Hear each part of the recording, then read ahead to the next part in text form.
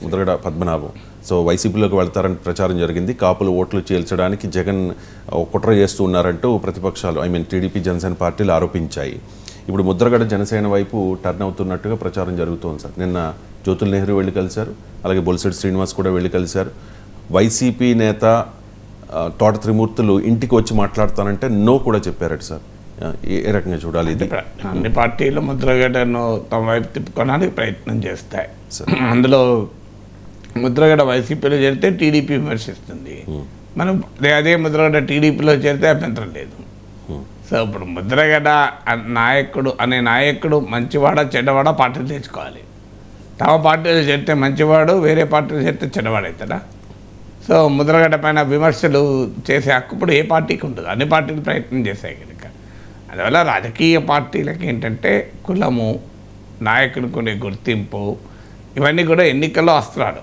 ముద్రగడకు కాపు ఉద్యమ నేతగా ఆ గుర్తింపు ఉంది. అఫ్కోర్స్ ఆయన గతంతో పోలిస్తే ఆ రకమైన క్లౌట్ ఇంకా ఉందా లేదా, ఒకవేళ ఆ రకమైన క్లౌటే ఉంటే ఆయన ఇప్పుడు ఏదో ఒక పార్టీలో చేరాల్సిన అవసరం ఉంటుందా? ఎందుకంటే కాపులు ఆంధ్రప్రదేశ్ రాజకీయాల్లో చాలా కీలక పాత్ర పోషించగలరు. వాస్తవానికి ఈ స్థాయిలో ముద్రగడ ఉండాల్సిన అవసరం లేదు. నిజంగానే కాపు ఓటు అంతా కన్సాలిడేట్ అయ్యి ఉంటే, అంటే కాపులంతా ముద్రగడ చెప్పినట్టే ఓట్లు వేసే పరిస్థితి ఉంటే తోట త్రిమూర్తులు, జ్యోతుల్ నెహ్రూ, సత్యనారాయణ వీళ్ళు కాదు, జగన్మోహన్ రెడ్డి, చంద్రబాబు, పవన్ కళ్యాణ్ వస్తారు ఇంటికి.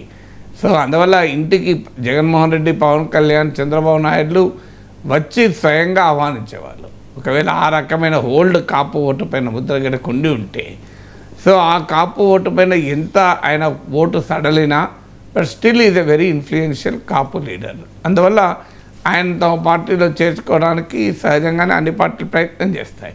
ఎందుకంటే ఆంధ్రప్రదేశ్ రాజకీయాల్లో ఏమవుతుందంటే సోషల్ కన్సాలిడేషన్, కొన్ని కులాలు కొన్ని పార్టీల వెనకాల సమీకృతమై ఉన్నాయి. అందులో వచ్చే షిఫ్ట్ చాలా మార్జినల్గానే ఉంటుంది. మనం చాలాసార్లు చెప్పుకున్నప్పుడు మాలా ఓటర్లు ఉన్నారు, మాల ఓటర్లు ఓవర్వేమింగ్గా వైసీపీకి ఓటు వేస్తారు. ఇప్పటికీ కూడా ఈ ఎన్నికలు కూడా వేస్తారు. అసలు ఎస్సీ ఓటర్లు, ఎస్టీ, ముస్లిం ఓటర్లు, మైనారిటీ ఓటర్లు వేయడమే కాకుండా అందులో మరీ ముఖ్యంగా మాలా ఓటర్స్, రెడ్డి ఓటర్స్ క్లియర్గా వైసీపీకి ఓటు వేస్తున్నారు. కమ్మ ఓటర్సు టీడీపీ వెనకాల వేస్తారు. అలాగే అప్పర్ కాస్ట్ ఓటర్స్, అంటే non Kamma, non Reddy, upper caste, Brahmin, Vaishya, ఈ ఓటర్లలో మెజారిటీ తెలుగుదేశం ఉంది. ఇది నేను ఏదో నా సొంత అభిప్రాయం చెప్పడం లేదు. మీరు అనేక సర్వేల్లో చూస్తే కాస్ట్ వైజ్గా ఈ బ్రేకప్ మనకు చాలా క్లియర్గా కనబడుతుంది. సో ఈ రకమైనటువంటి ట్రెండ్ ఉంది కనుక సో ఇక మిగిలింది ఒక బలమైన ఓటింగ్ సెక్షన్ కాపు. ఈ ఓటు ఎటువైపు తిరిగితే అటు ఒక గణనీయమైన ఫలితం వస్తుంది. మనకు చిరంజీవి పార్టీ పెట్టినప్పుడు చిరంజీవి వెనకాల గణనీయంగా కాపు ఓటు కన్సాలిడేట్ అయిన ప్రభావం మనం చూసాం. ఆయన ప్రజారాజ్యంకు 71 లక్షల ఓట్లు వచ్చాయి. తెలంగాణలో వచ్చింది చాలా పరిమితమైన స్థానాలు, నెగ్లిజిబులే. మిగతా స్థానాలన్నీ ఆంధ్రప్రదేశ్లోనే వచ్చాయి. అందువల్ల తర్వాత 2014లో అంటే ప్రజారాజ్యం క్లోజ్ అయ్యాక 2014లో అప్పుడున్న రాజకీయ పరిస్థితుల్లో కాపులు టీడీపీ కొట్టేశారు, 2019లో వైసీపీ కొట్టేశారు. అందువల్ల ఈ ఓటు గణనీయంగా ఉండడమే కాదు, ఆ ఓటు వోలటైల్గా ఉంది. అంటే ఆల్రెడీ ఇప్పుడు నేను ఇంతకుముందు చెప్పిన సోషల్ ఇంజనీరింగ్ ప్రకారం మాల ఓటర్లను ఎంత తిప్పుదామన్నా టీడీపీ జనసేన వైపు తిరిగే ప్రసక్తే లేదు. నువ్వు ఎన్ని చేసినా రెడ్డి ఓటర్లలో టీడీపీ జనసేన బలం పెరిగే అవకాశమే లేదు. ఇంకేమైనా రేపు భవిష్యత్తులో కాంగ్రెస్ రివైవ్ అయితే ఆ సోషల్ క్యాలిక్యులస్లో ఏమైనా మార్పు రావచ్చేమో, కానీ ఇప్పుడున్న రాజకీయ పరిస్థితి అది కాదు. కమ్మ ఓటర్లను వైసీపీ తన వైపు తిప్పుకునే అవకాశమే లేదు. అది భారీ ఎత్తున ఏదైనా కొద్దిమంది తిరగచ్చు. రాజశేఖర్ రెడ్డి 2009లో పోటీ చేసినప్పుడు నేను కొన్ని సర్వేలు చూశాను. కమ్మాస్లో కూడా స్మాల్ ఫార్మర్స్ అంటే చిన్న రైతులు, సన్నకారు రైతులు రాజశేఖర్ రెడ్డికి ఓటేశారు, కాంగ్రెస్కి ఓటేశారు. ఎందుకంటే అప్పుడు ఇరిగేషను, ఉచిత విద్యుత్తు ఇలాంటి ఫ్యాక్టర్స్ వల్ల. సో అందువల్ల మేజర్ సెక్షను తెలుగుదేశం నుంచి వైసీపీకి కమ్మ ఓటు షిఫ్ట్ కాదు. అందువల్ల కాపు ఓటు గణనీయంగా ఉంది. 2 కాపు ఓటు షిఫ్ట్ అయ్యడానికి అవకాశం ఉంది. 3 కాపు ఓటు కూడా కన్సాలిడేటెడ్గా కొన్ని స్థానాల్లో కేంద్రీకృతమై ఉంది. ఇప్పుడు మీకు ఈస్ట్ వెస్ట్ గోదావరి జిల్లాలు, ఈవెన్ వైజాగ్లో ఉన్న పాయకరావుపేట ఈ ప్రాంతం, ఈస్ట్ గోదావరి జిల్లాల తో కనెక్ట్ అయి ఉన్న ప్రాంతము, కృష్ణా గుంటూరు జిల్లాలో కూడా అనేక నియోజకవర్గాల్లో కాపులు డిసిసివ్ నిర్ణయాత్మకమైన ఓటర్లు, అంటే కాపు ఓట్లతోనే గెలవగలిగే అవకాశం ఉన్న సీట్లు కూడా ఉన్నాయి. అంటే ఈ 3 ఫ్యాక్టర్స్ రాష్ట్రంలో కాపు ఓటర్లు గణనీయంగా ఉన్నారు. 2 కాపు ఓటు కన్సాలిడేటెడ్గా కొన్ని కాన్స్టిట్యున్సీలో కేంద్రీకృతమై ఉంది. 3 కాపు ఓటు వోలటైల్గా ఉంది. అంటే ఒక్కొక్క ఎన్నికల్లో ఒక్కొక్కరికి షిఫ్ట్ అవుతూ వస్తుంది. ఈ 3 కారణాల రీత్యా అన్ని పార్టీలు కూడా కాపు ఓట్లపైన ఆసక్తి చూపుతారు. అందులో కాపు ఓట్లో తెలుగుదేశంలో కాపు నేతలు ఉన్నారు, మీకు వైసీపీలో కాపు నేతలు ఉన్నారు. జనసేన కలయికతో కాపు ఓట్లో ఒక నిర్ణయాత్మకమైన షిఫ్ట్ వైసీపీకి వ్యతిరేకంగా అవుతుంది అన్న అనుమానం అన్ని పార్టీల్లో ఉన్నాయి. ఎందుకంటే జనసేన వెనకాల కాపు యూత్ ముఖ్యంగా ర్యాలీ అవుతున్న పరిస్థితి చూసాం. అందువల్ల ఇప్పుడు ముద్రగడ బలమైన కాపు నాయకుడు కనుక ముద్రగడ పైన వంగవీటి రాధా పైన అనివార్యంగా ఫోకస్ ఉంటుంది కాపు ఓటర్ల కోసం. Right sir. అంటే ముద్రగడ పద్మనాభం మొదటి నుంచి కూడా కాపు రిజర్వేషన్ల అంశాన్ని ఉద్యమంగా కూడా తీసుకెళ్లిన వ్యక్తి, అలాగే రాజ్యాధికారం కావాలి కాపులకు అని చెప్పి డిమాండ్ చేసిన వ్యక్తి. సో ఇప్పుడు టీడీపీతో టీడీపీ జనసేన అలయన్స్లో ఉన్నాయి కాబట్టి ఆయన జనసేనలోకో లేకపోతే టీడీపీలోకి వెళితే కనుక మరి ఇవి క్వశ్చన్ చేస్తారు కదా సార్? ఆ సామాజిక క్వశ్చన్ వస్తుంది. రాజ్యాధికారం ఎన్నికలు వస్తుంది. ఇప్పుడు టీడీపీ జనసేన కలిస్తే కాపు నాయకుడు ముఖ్యమంత్రి అవుతాడా? ఆ డిమాండ్ పెడతారు. అసలు రాజ్యాధికారం డిమాండ్ పెట్టడం అనేది ప్రాక్టికల్గా సాధ్యం కాదు. ఎమ్మెల్యేలు ఎవరికి ఎక్కువ ఉంటే వాళ్ళు ముఖ్యమంత్రి అవుతారు తప్ప, అన్లెస్ హంగ్ అసెంబ్లీ వచ్చి జనసేన ఎమ్మెల్యేల మద్దతు ఉంటేనే అధికారంలోకి వస్తాము అనే పరిస్థితి ఉంటే చెప్పలేం. కానీ లేకపోతే డిమాండ్ల వల్ల డిసైడ్ కాదు, అది నెంబర్స్ వల్ల డిసైడ్ అవుతుంది. అందువల్ల అసెంబ్లీ ఏ రకంగా నెంబర్స్ ఉంటాయన్నది డిసైడ్ అవుతుంది. అసలు రాజ్యాధికారం అంటే ఎవరు? ముఖ్యమంత్రి ఒక పలానా కులమైతే ఆ కులమంతా అధికారంలో ఉన్నట్ల. రాజశేఖర రెడ్డి ముఖ్యమంత్రి ఉన్న టైంలో మా డ్రైవర్ ఉండే, ఆయన రెడ్డి. సో నేను నవ్వుతూనేవాడిని, ఏమయ్యా మీ నాయకుడే ముఖ్యమంత్రి అయ్యాడు కదా రెడ్డి అంటే, సార్ నేనైతే డ్రైవర్గానే ఉండగా సార్ అనేవాడు. సో అందువల్ల మీకు మనం అనుకుంటాము పలానా వాళ్ళు రాజ్యాధికారం మొత్తం ఆ కులానికి వస్తుంది అనేది కేవలం రాజకీయ నాయకులు చెప్పేటువంటి మాయమాటలు. నిజంగా ఆ కులానికి ఏం దక్కుతుంది అనేది ఫ్యాక్టర్ కదా. కులం పేర్లు పెట్టుకొని వాడుతూ ఉపయోగించుకుంటూ ఉంటారు రాజకీయ నాయకులు. కానీ రియలిస్టిక్గా చెప్పాలంటే ఆ కులానికి చెందిన కాంట్రాక్టర్లు, ఆ కులానికి చెందిన కొద్దిమంది నాయకులకు పైరవీలకు మనకు వస్తుందేమో, కానీ సాధారణంగా ఆ కులస్తులకు ఏమి బెనిఫిట్ ఏమి ఉండదు. అది మన పైకి చెప్పే మాటలు ఇవన్నీ. సో అందువల్ల రేపు ముద్రగడ ముఖ్యమంత్రి అయినా కాపు రిజర్వేషన్లు తేయగలడా? సో కాపులకు మొత్తం నిధులన్నీ తీసుకొచ్చి పెట్టగలడా? సో ప్రాక్టికల్గా అది ఆచరణ సాధ్యం కాదు. ఇప్పుడు రాయలసీమ నుంచి ఇంతమంది ముఖ్యమంత్రులు అయ్యారు. రాయలసీమలో ఇప్పటికీ దుర్భిక్ష ప్రాంతంగా ఎందుకు ఉంది? సో దీనికి ఆన్సర్ చెప్పాలి. కులము ప్రాంతం అనేది మన దేశంలో అస్తిత్వాన్ని ఉపయోగించుకుంటూ ఉంటారు, కానీ ఆచరణలో ఏం జరిగిందనే క్వశ్చన్ కదా. Rayalaseema classic example. ఇంతమంది సీమ ప్రాంతం నుంచి ముఖ్యమంత్రులు ఉండి ఇప్పటికీ రాయలసీమ వెనుకబడిన ప్రాంతం అని మనం ఎందుకు మాట్లాడుకోవాల్సిన కర్మ పట్టింది? రాయలసీమ రత్నాలసీమ కావాలి కదా ఇంతమంది ముఖ్యమంత్రులు ఉంటే. అందువల్ల ప్రజలకు అర్థం కావాల్సింది కులము మతము అనే అస్తిత్వవాదాన్ని రాజకీయ నాయకులు తమ ప్రయోజనాలకు వాడుకుంటారు తప్ప అది ఏదో నిజంగా కులానికి ఇప్పుడు అంబట్రాయుడు కాపు అయితే కాపులందరికీ అందరూ క్రికెట్ అన్నట్టు అవుతుందా? నాకు అర్థం కాని అంశం. అది అంబట్రాయుడు కాపు నేపథ్యం ఆయనకు ఉపయోగపడుతుంది, ఆయన వెళ్ళి గుంటూరు సీట్ ఆడడానికి ఉపయోగపడుతుంది. కానీ సాధారణ కాపులకు ఏమైనా క్రికెట్ బ్యాట్లు బాళ్ళు వస్తాయా? ఇప్పుడు కాపు యూత్ అందరికీ అంబట్రాయుడు వల్ల మొత్తం కాపులంతా క్రికెట్ ప్లేయర్లు అయిపోతారా? అందువల్ల ఈ రకంగా ప్రజల్ని ఏదో ఒక భావోద్వేగాలపైన కదిలించే ప్రయత్నం తప్ప రియాలిటీ ఏం చదువు. ఇప్పుడు టీడీపీ జనసేన హామీ ఇస్తుందా కాపులకు రిజర్వేషన్లు ఇస్తామని? ఇప్పుడు ముద్రగడ్డే చేరతాడు, చేరే ముందు కండిషన్ పెట్టగలడా? కాపులకు రిజర్వేషన్లు ఇస్తాము అని ఎలా ఇస్తారు? దానికి ఆ రోడ్ మ్యాప్ ఏమైనా ఉందా? ప్రాక్టికల్గా అది సాధ్యమా? ఇప్పుడు మన అనేక మరాఠా రిజర్వేషన్లపైన, జాట్ రిజర్వేషన్లపైన రకరకాల కోర్టు తీర్పుల్లో ఉండే లీగల్ అంశాలు చూస్తున్నాము. సో అందువల్ల ఇదంతా మనకు ఆయా కులాల్ని ఉపయోగించుకొని రాజకీయాల్లో పార్టీలు నాయకులు లబ్ధి పొందుతారు తప్ప ఆచరణలో ఆ కులానికి చెందిన సామాన్య ప్రజలకు దక్కేదేముండదు. కాపుద్యమ సమయంలో అప్పుడు చూసాం కదా సార్, చంద్రబాబు కావాలని ఆయన్ని ఆయన కుటుంబాన్ని ఇబ్బంది పెట్టారని చెప్పి ఆయనే పలు సందర్భాల్లో మాట్లాడిన పరిస్థితి. అలాగే పవన్ కళ్యాణ్ విషయంలో కూడా అప్పుడు టీడీపీతో అలయన్స్లో ఉండి కూడా ఎంత దారుణం జరుగుతూ ఉంటే ఖండించలేదు అని చెప్పి రీసెంట్గా ఆయన్ని ఒక సినీ హీరోగా సంబోధిస్తూ ఒక లెటర్ కూడా రాశారు. చాలా పెద్ద వివాదం అయింది సార్ అది. సో రాజకీయాల్లో శాశ్వత మిత్రులు శాశ్వత శత్రువులు ఉండరు అని అనుకోవాలా? అంతే కదా. ఇప్పుడు రాజశేఖర రెడ్డి కుటుంబాన్ని చాలా ఇబ్బంది పెట్టారని ఆరోపించిన షర్మిల పటేల్ కాంగ్రెస్లో చేరలేదా? సో రాజకీయాల్లో ఏముంది, ఇప్పుడు ఆయన ముద్రగడ్డ చేరుతానప్పుడు ఆయన సమాధానం చెప్పాలి, నేను సమాధానం చెప్పలేను కమ్మలు అంటే. ఇప్పుడు ఏమంటారు, పవన్ కళ్యాణ్ ఇప్పుడు ప్రాధాన్యత ఇస్తున్నాడు కనుక చేస్తున్నా అంటారు. సో అందువల్ల రాజకీయాలు ఏముంటుంది మనకు అందరికీ తెలియదా ఇవన్నీ. సో తీవ్రంగా విమర్శించుకొని చాలా అన్యాయంగా విమర్శించుకున్న వాళ్ళు కూడా పార్టీలు మారుతుంటారు, మళ్ళీ ఆ పార్టీలు వచ్చారు ఆ నాయకులు పొగుడుతూ ఉంటారు కదా. అది రాజకీయాల్లో దీనికి ముద్రగడ కూడా అతీతం కాదు కదా. సార్ వైసీపీలోకి వెళ్తారని పెద్ద ప్రచారమే జరిగింది సార్.